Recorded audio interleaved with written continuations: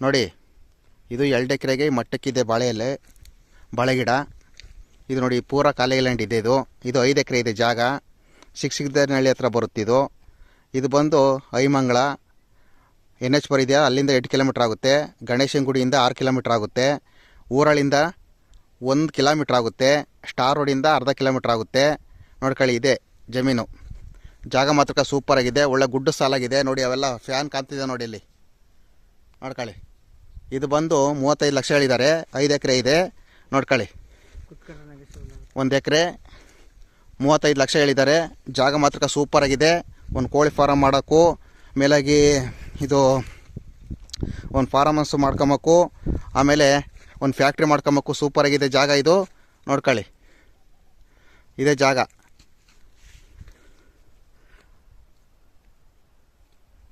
ಆ ಗಾಡಿ ನಿಂತಿರೋದೇ ನಕಾಸಿ ರೋಡು. ಇನ್ನೂ ಕೊಡೋರು ತಗೊಂಬರಿದ್ರೆ ಫೋನ್ ಮಾಡಿ. ಜಾಗ ಮಾತ್ರ ಫೈನ್ ಇದೆ, ನೋಡ್ಕೊಳ್ಳಿ.